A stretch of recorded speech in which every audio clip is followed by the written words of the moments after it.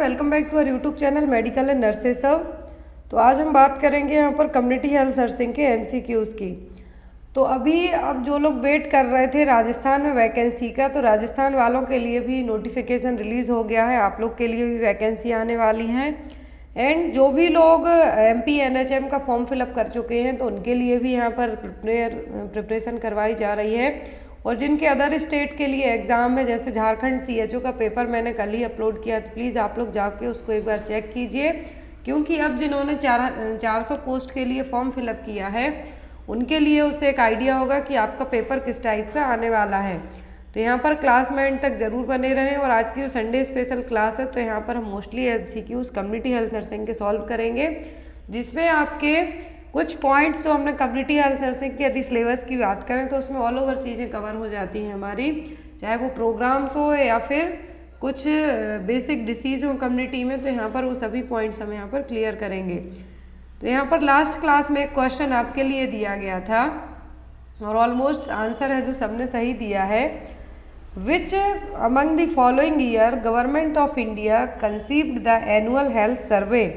तो annual health survey है जो इंडिया ने कब कंसीव करवाया था। तो इंडिया का जो एनुअल हेल्थ सर्वे है ये कब किया गया था, ये हुआ था 2005 में। कब? 2005 में। नेक्स्ट आज की क्लास का फर्स्ट क्वेश्चन है और जो यहाँ पर बेसिक वन लाइनर क्वेश्चन है आज की क्लास में मोस्टली, जो आपके अपकमिंग एग्जाम में आपकी बहुत ही अच्छे से हेल्प करेंगे।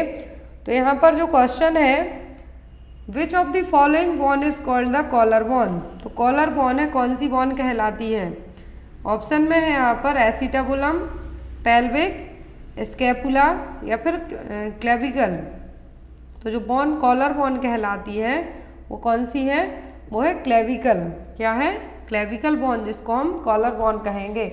साइड की कॉलर रहती है, आप उससे भी उसको याद रख सकते हैं, क्योंकि यहीं पर जो आपके नेक के यहाँ पर जो बॉन है क्या कहलाती है? Collar bone.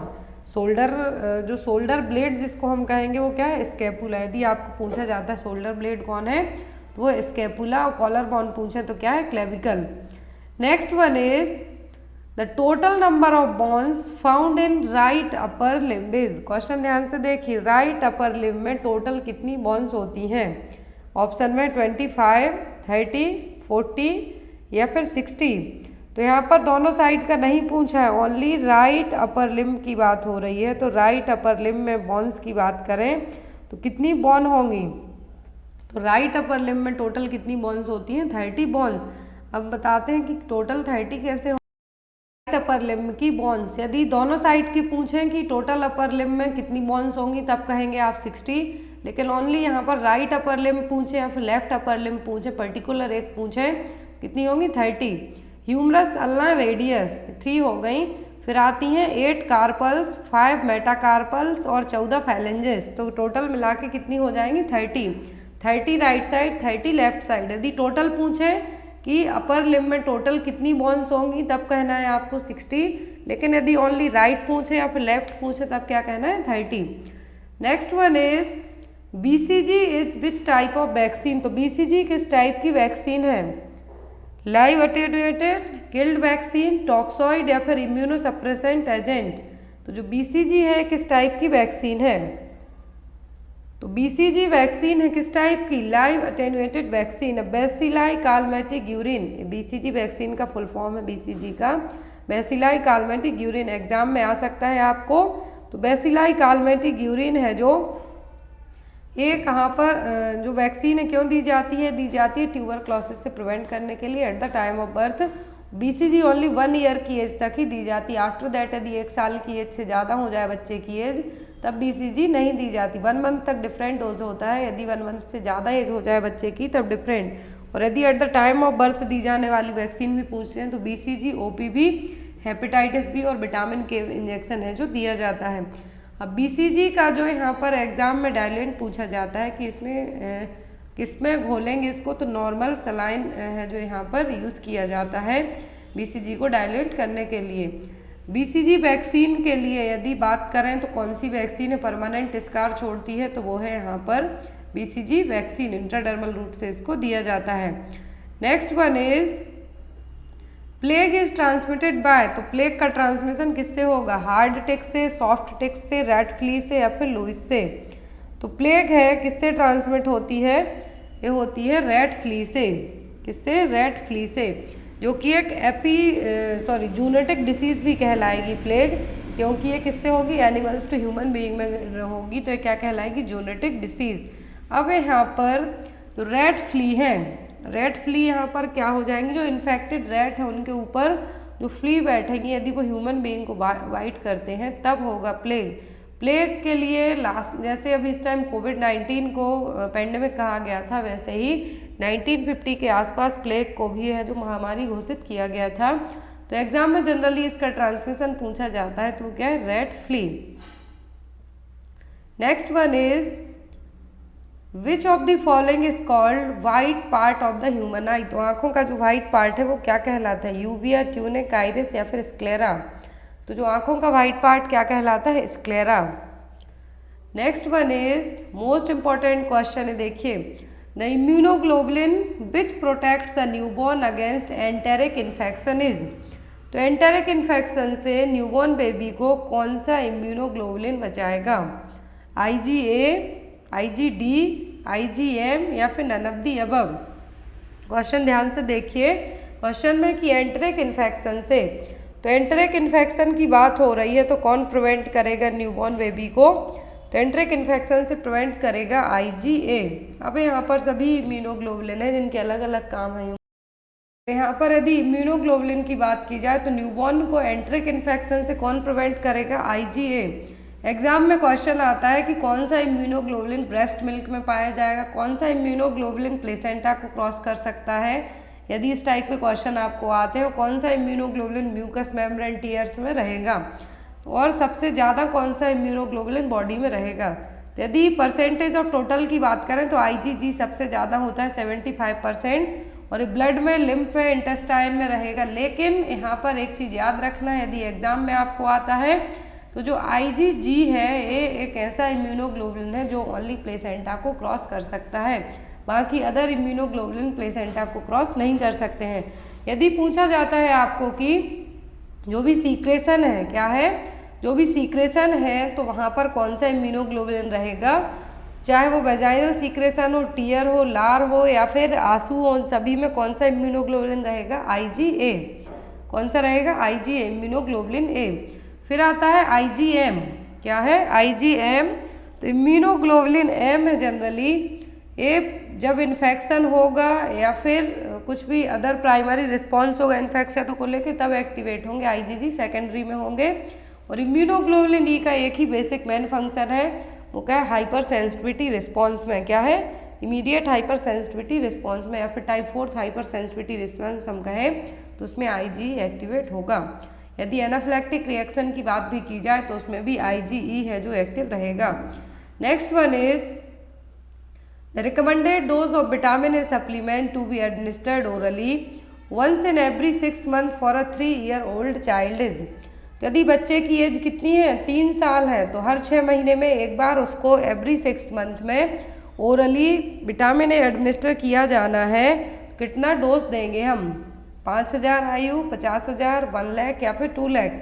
तो यदि आफ्टर दैट बात की जाए, बच्चों में अलग अलग एज में जो विटामिन ए एडमिनिस्टर किया जाता है प्रोफाइलैक्टिक के तौर पर, तो यहाँ पर विटामिन ए का जो प्रोफाइलैक्सिस डोज है यदि हम बात करें तो यदि बच्चे की एज 3 साल का ही है, कितनी है? बच्चे की एज 3 साल है, तब कितना डोज दिया जाएगा? 2 लाख यूनिट। कितना होगा? 2 लाख यूनिट। यदि बच्चे की एज क्या है?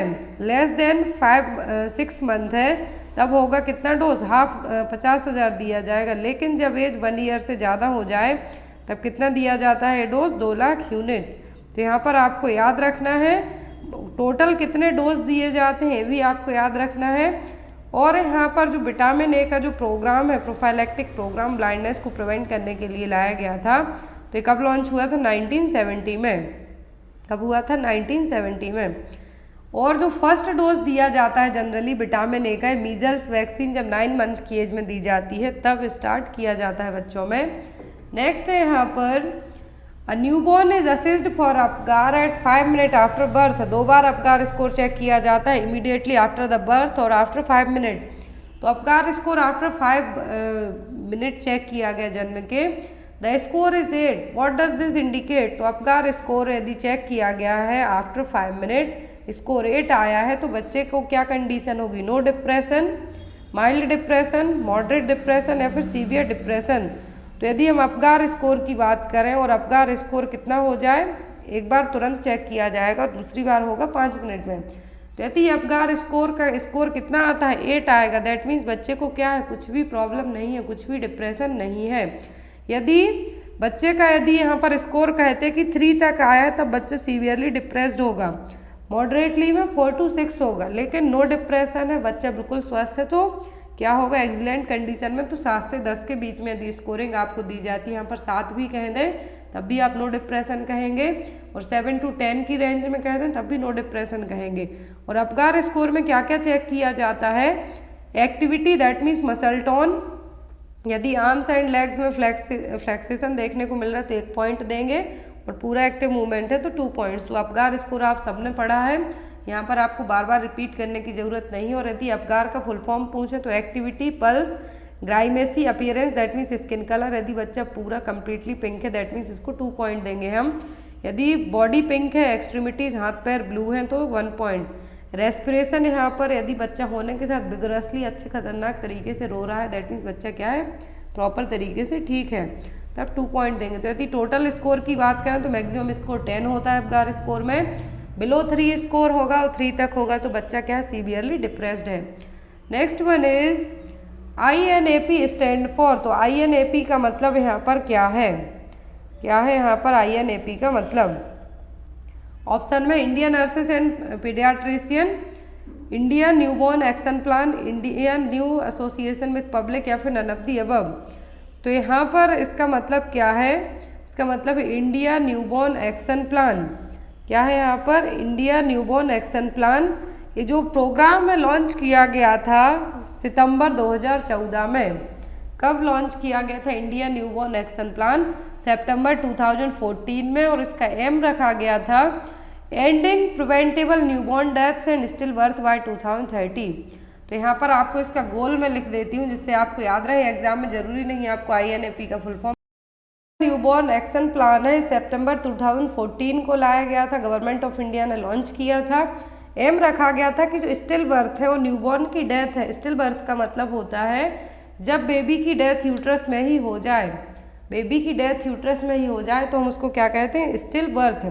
तो यहाँ पर स्टिल बर्थ और न्यूबॉर्न डेथ को प्रिवेंट करने के लिए या फिर प्रिवेंट करने के साथ साथ यहाँ पर हमें स्टिल बर्थ को रोकना भी है कम्प्लीटली तरीके से। तो एम रखा गया था कि 2030 तक इंडिया में जितने भी स्टिल बर्थ होते हैं, बेबीज जिनकी डेथ यूट्रस में हो जाती है या न्यूबॉर्न की डेथ होती है, उनको हमें प्रिवेंट करना है 2030 तक। तो ये गोल रखा गया है, टारगेट रखा गया है इंडिया न्यूबॉर्न एक्शन प्लान का, 2014 में लाया गया था, जिसके थ्रू न्यूनेटल मॉर्टेलिटी और स्टिल बर्थ को हमें क्या करना है, प्रिवेंट करना है, और जो सिंगल डिजिट में लेके आना है। ये भी इसका एम है कि INAP प्रोग्राम के तहत क्या करना है, सिंगल डिजिट में लेके आना है किसको, न्यूनेटल मॉर्टेलिटी रेट को 2030 तक। Next one is the children with disorder of written expression is known as, children with disorder of written expression. तो ये कौन सी प्रॉब्लम है, डिसलेक्सिया, डिसकैल्कोलिया, डिसग्राफिया, फिर डिसअर्थरिया। तो यहाँ पर कौन सी प्रॉब्लम है बच्चे के लिए जिसमें क्या है, रिटन एक्सप्रेशन को लेके डिसऑर्डर है यहाँ पर, तो वो क्या है, डिसग्राफिया। बेसिक टर्मिनोलॉजी है हमारी, तो ये क्या है, डिसग्राफिया। यहाँ पर है डिसलेक्सिया, तो डिसलेक्सिया का मतलब होता है लर्निंग डिसऑर्डर जिसमें पढ़ने में प्रॉब्लम होगी, यहाँ पर लिखने में प्रॉब्लम हो रही है, तो वो क्या है, डिसग्राफिया। डिसलेक्सिया का मतलब क्या होगा, लिखने में डिसलेक्सिया का मतलब होगा रीडिंग डिसऑर्डर, बच्चे को क्या होगा, पढ़ने में प्रॉब्लम होगी। और यहाँ पर है डिसकैल्कुलिया, डिसकैल्कुलिया का मतलब होगा कि learning disability in math, generally calculation में प्रॉब्लम होगी, तो क्या है, डिसकैल्कुलिया। डिसग्राफिया में रिटन लिखने में प्रॉब्लम होगी, डिसलेक्सिया में रीडिंग करने में प्रॉब्लम होगी। डिसकैल्कुलिया भी एक लर्निंग डिसेबिलिटी है जिसमें बच्चों को मैथ्स में या फिर हम ये कह सकते हैं कैलकुलेशन में प्रॉब्लम होगी। Next one is the route of administration of DPT vaccine is, तो डीपीटी वैक्सीन किस रूट से एडमिनिस्टर की जाती है? ऑप्शन में है इंट्राडर्मल, सबक्यूटेनियस, इंट्रामस्कुलर या फिर इंट्रावीनस। तो जो वैक्सीन डीपीटी वैक्सीन है, डिप्थीरिया पर्टिसिस टिटनेस वैक्सीन है, इंट्रामस्कुलर रूट के थ्रू एडमिनिस्टर की जाती है।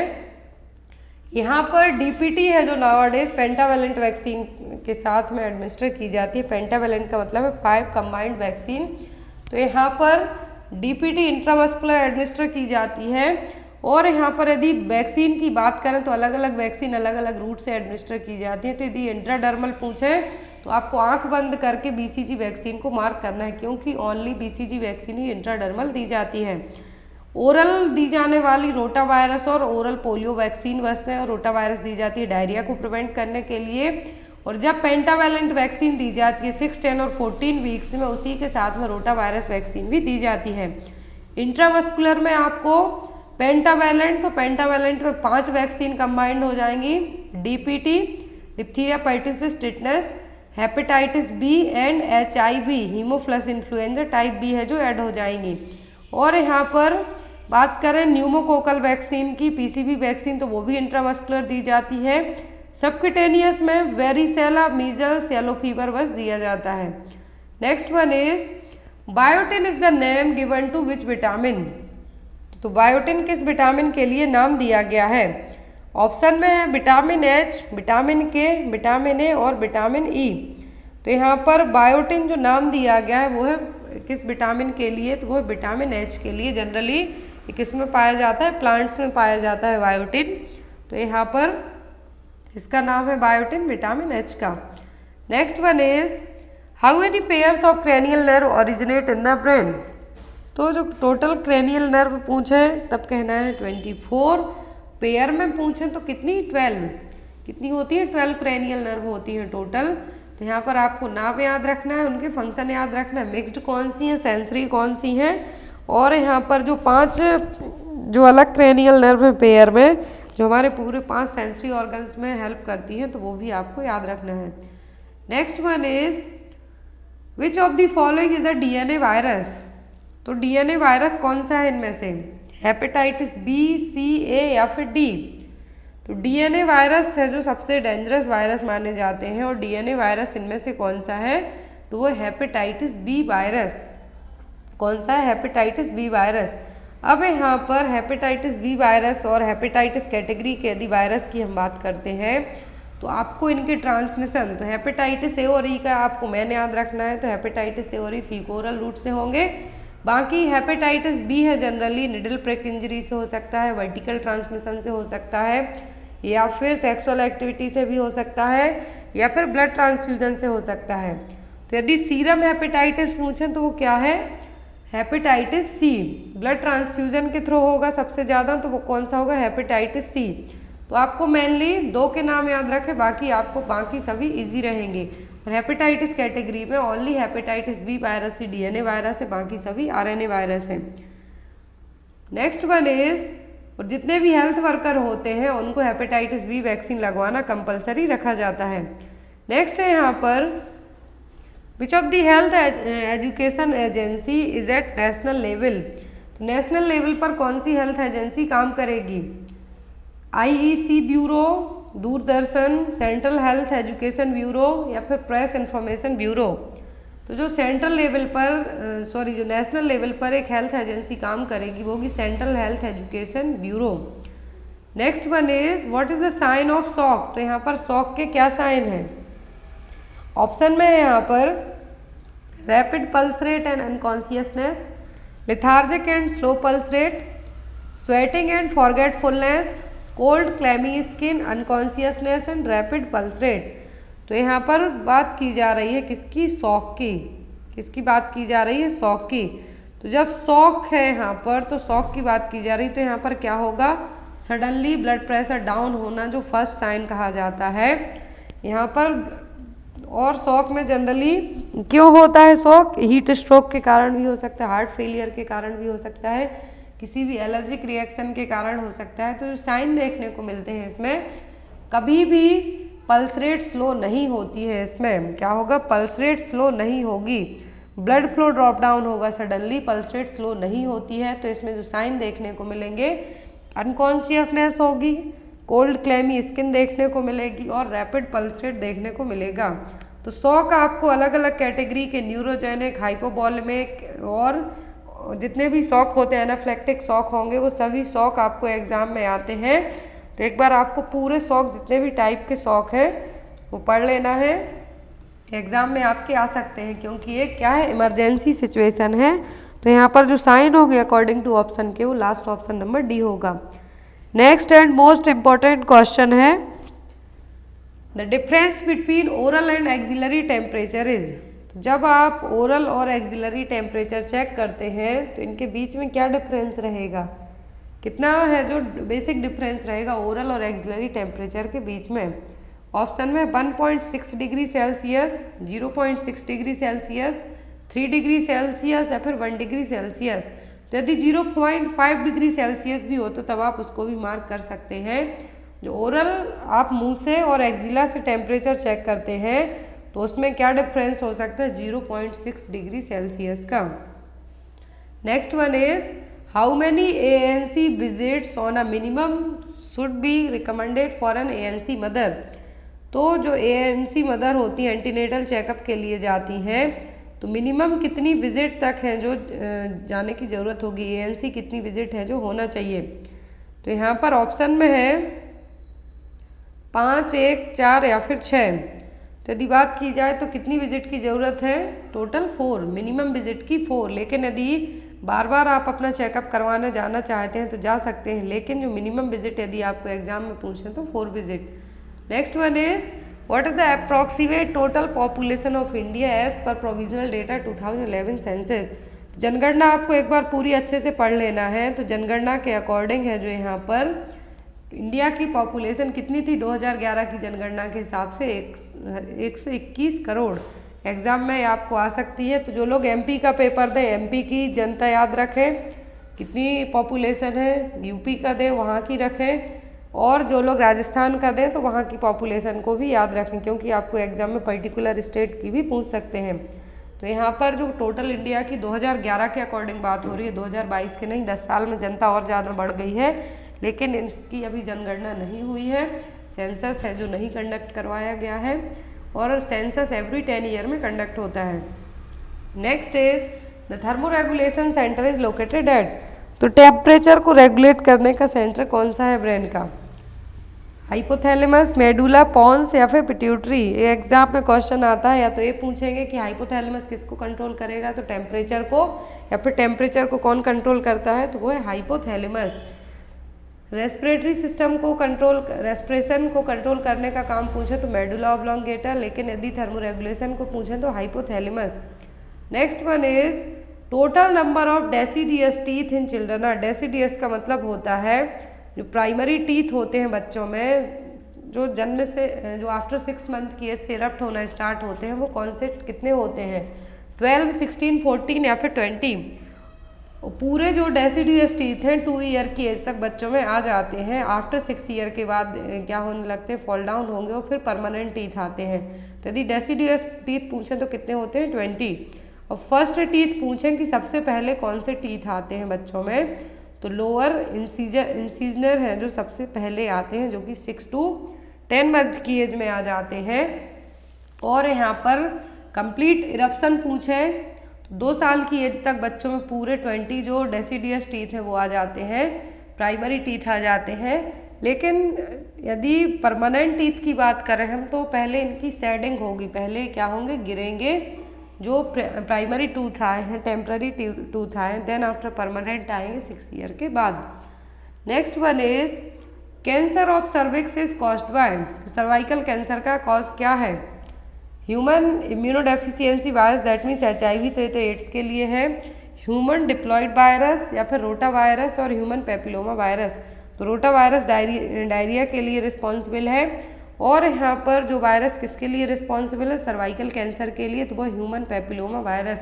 और जो मोस्ट कॉमन सर्वाइकल कैंसर होते हैं वो HPV के कारण ही होते हैं, और इसको प्रिवेंट करने के लिए क्या लगाया जाता है, HPV वैक्सीन। सर्वाइकल कैंसर को डायग्नोस करने के लिए क्या यूज़ किया जाता है, Pap smear. Next is, communication process include, तो कम्युनिकेशन प्रोसेस में क्या क्या इंक्लूड रहेगा? Communicator environment feedback, communicator receiver feedback, communicator message channel receiver and feedback, और last one is the message messenger and channel. तो क्लास में आप लोग एंड तक जरूर देखते रहा करें, क्योंकि आपके कोई भी क्वेश्चन मिस नहीं होना चाहिए। जो मैंने लास्ट में आपको आंसर की अपडेट की है झारखंड की, वो आप लोग देखिए कितना अच्छा पेपर आया है, जैसे पूरा का पूरा उठा के एक जगह से उन्होंने रख दिया हो, उसी टाइप का पेपर है। आपको बहुत नर्सिंग सब्जेक्ट बहुत ईजी आए हैं, बाकी जो नॉन टेक्निकल आया है अदर देन नर्सिंग क्या है वो थोड़ा हार्ड है, वो आज मैं आपको अपलोड कर दूंगी। कम्युनिकेशन प्रोसेस में क्या क्या इंक्लूड होता है? तो communicator, message channel receiver and feedback, जो मैसेज भेज रहा है, जो रिसीव कर रहा है, जो फीडबैक दे रहा है, रिस्पॉन्स दे रहा है, चैनल मोड ऑफ ट्रांसमिशन क्या है, मीन्स न्यूज़ कैसे जा रही है, तो क्या है चैनल। तो ये सभी चीज़ें क्या है? कम्युनिकेशन प्रोसेस का हिस्सा है। Next is exogamy is defined as, तो एक्सोगेमी का मतलब क्या है? Marriage within the group, marriage outside the group, experimental marriage या फिर कंपनसेट मैरिज। तो यहाँ पर मैरिज से आपको क्वेश्चन इस बार एग्जाम में ज़रूर आएगा, क्योंकि अभी रिसेंट में मोनोगेमी मैरिज हुई है एक इंडिया में, गुजरात में एक लड़की ने जो शादी की है मोनोगेमी, दैट मीन्स उसने अपने आप से ही शादी कर ली, क्योंकि इंडिया का ये पहला केस था ऐसा, इसलिए मैंने आपको बता दिया, याद रखना है। एक्सोगेमी का मतलब होता है मैरिज आउटसाइड अ ग्रुप, अपनी जाति कास्ट से अलग शादी करना, वो क्या है? एक्सोगेमी। और यदि आप अपनी कास्ट में ही जो जनरली शादी मोमेडियंस में होती हैं वो क्या कहलाता है? Endogamy. Marriage within the group endogamy, और marriage outside the group exogamy. Next one is in normal delivery breast feeding should be started within, तो एज सून एज पॉसिबल कहा जाता है कि breast feeding as soon as possible, delivery होने के within 30 minute में breast feeding start करवा देना। लेकिन यदि ऑप्शन में आपको इस तरीके से नहीं है तब आप सेकंड ऑप्शन क्या मार्क करेंगे? तो यहाँ पर है 3 hour of delivery, 1 hour, 4 hour या फिर 6 आवर ऑफ डिलीवरी। तो यदि यहाँ पर बात की जा रही है कि कितने घंटे के बाद या फिर कितने टाइम की नॉर्मल डिलीवरी, ध्यान से देखिए नॉर्मल डिलीवरी है तो breast feeding with in 30 minute, लेकिन ऑप्शन में ना हो तब आप 1 आवर मार्क कर सकते हैं, और यदि ऑप्शन में एज सून एज पॉसिबल हो तो आप उसको भी मार्क कर सकते हैं। तो इसीलिए यहाँ पर आपका आंसर क्या होगा? B, 1 hour of delivery.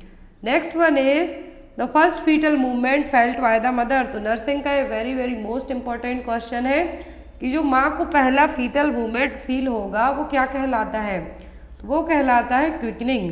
क्या कहलाएगा? क्विकनिंग। प्रेगनेंसी में जो फेस मास्क या फिर हम कह सकते हैं प्रेगनेंसी मास्क कहेंगे, फेस पर जो चीक्स फोरहेड पर दिखेंगे साइन वो क्या है? कोलाज्मा। फर्स्ट फीटल मूवमेंट क्या है? क्विकनिंग। लाइटनिंग का मतलब होगा जब बेबी फुली 38 वीक के बाद, जो प्रीमी ग्रेविडा मदर होती हैं 38 वीक के बाद जो बेबी थोड़ा डाउन साइड आएगा एक्सीफेस्टर्नम से, तो वो क्या कहलाएगा? लाइटनिंग। दैट मीन्स इसको हम वेलकम साइन ऑफ प्रेगनेंसी भी कह सकते हैं।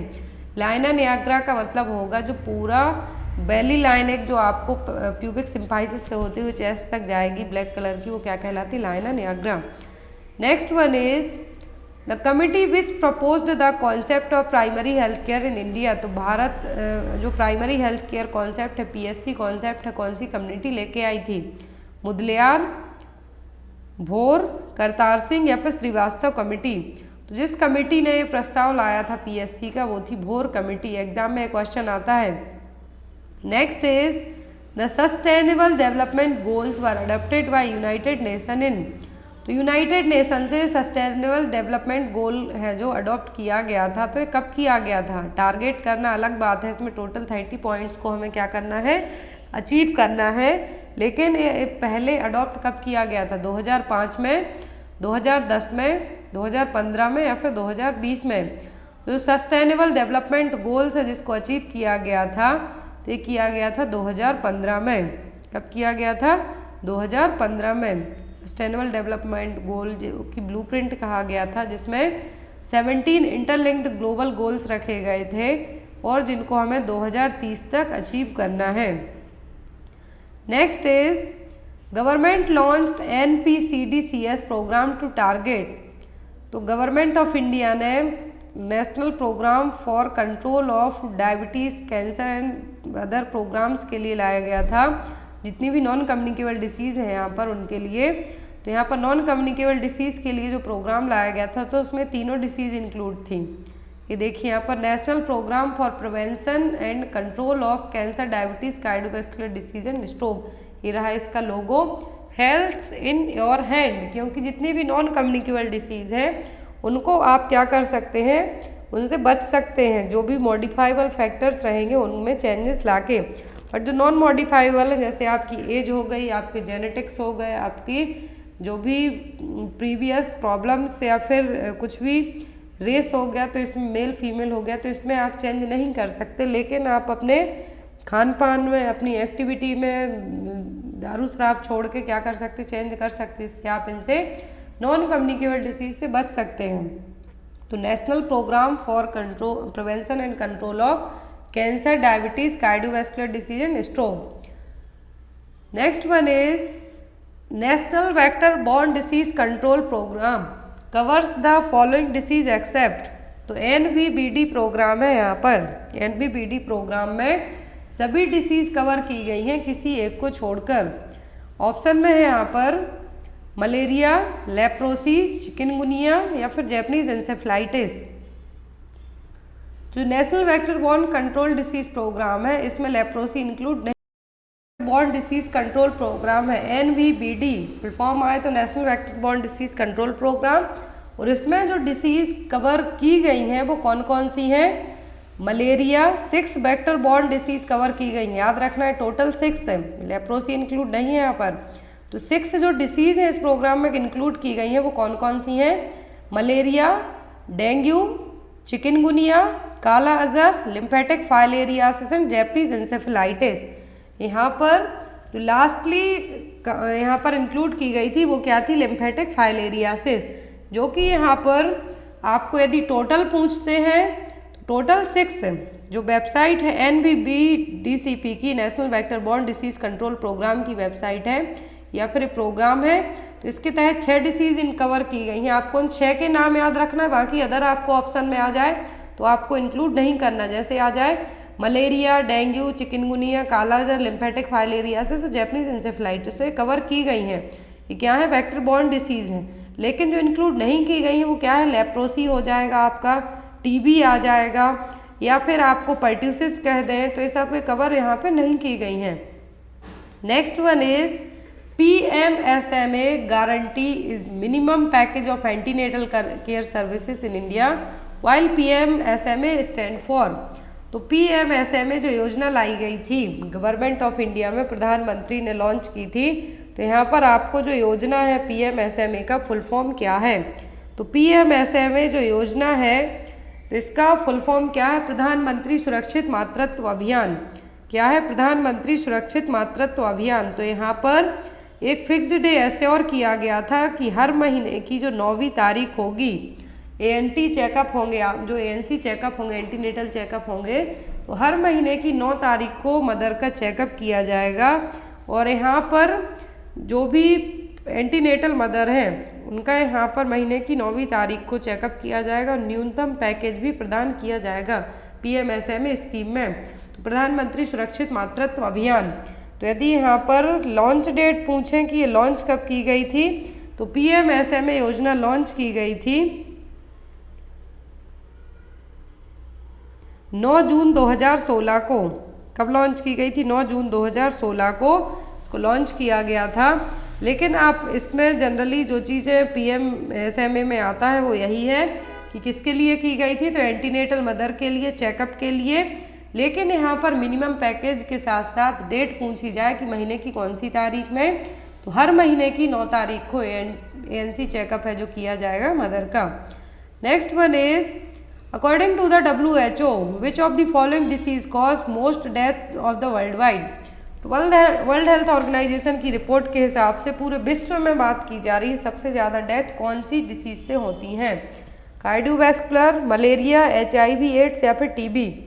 तो सबसे ज़्यादा वर्ल्ड वाइड बात की जाए तो सबसे ज़्यादा लोगों की डेथ होती है वो है कार्डियोवैस्कुलर डिसीज़। अब इसके अलग अलग टाइप हो सकते हैं, हार्ट फेलियर हो सकता है या फिर कुछ और ब्लॉकेज हो सकते हैं, सब कुछ हो सकता है, लेकिन वो रिलेट करेंगी हार्ट से ही। जो भी कार्डियोवैस्कुलर डिसीज है उससे सबसे ज़्यादा डेथ होती है world wide. Next one is world health day celebrated on. Nursing का बेस्ट और कॉमन क्वेश्चन है, तो वर्ल्ड हेल्थ डे है जो कब मनाते हैं हम, 7 अप्रैल को। नेक्स्ट है यहाँ पर, in which of the following route vitamin K needs to be administered soon after birth. तो हमने पहले पढ़ा था विटामिन के का डोज कितना देते हैं, अब यहाँ पर है विटामिन के आफ्टर बर्थ देते हैं, हम कौन से रूट से देंगे, ओरल, इंट्राडर्मल, सबक्यूटेनियस या फिर इंट्रामस्कुलर। तो यदि बच्चे का वेट 1 kg से कम होता है तब हम देंगे 0.5 mg इंट्रामस्कुलर रूट से।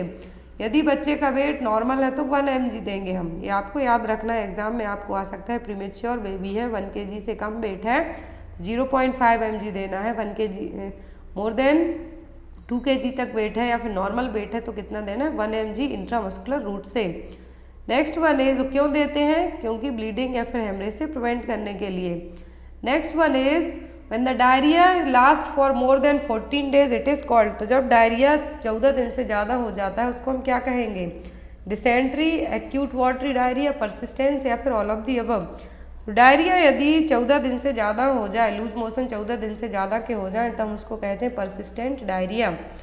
Next one is, commonly used medication for cholera includes all of the following except. तो कोलेरा के ट्रीटमेंट में सभी मेडिसिन इंक्लूड होंगी। विब्रियो कोलेरा जो बैक्टीरिया है इसके थ्रू कोलेरा होगा, जिसका क्लासिकल साइन क्या है, राइस वाटर स्टूल। एग्जाम में आता है राइस वाटर स्टूल पूछे तो कोलेरा, पी सूप स्टूल पूछे तो टाइफॉइड। तो यदि यहाँ पर कोलेरा की बात की जाए तो सभी मेडिसिन यूज होंगी किसी एक को छोड़कर। तो कोलेरा क्या है, कोलेरा एक बैक्टीरियल इन्फेक्शन है जो कि विब्रियो कोलेरा नाम के बैक्टीरिया से होगा।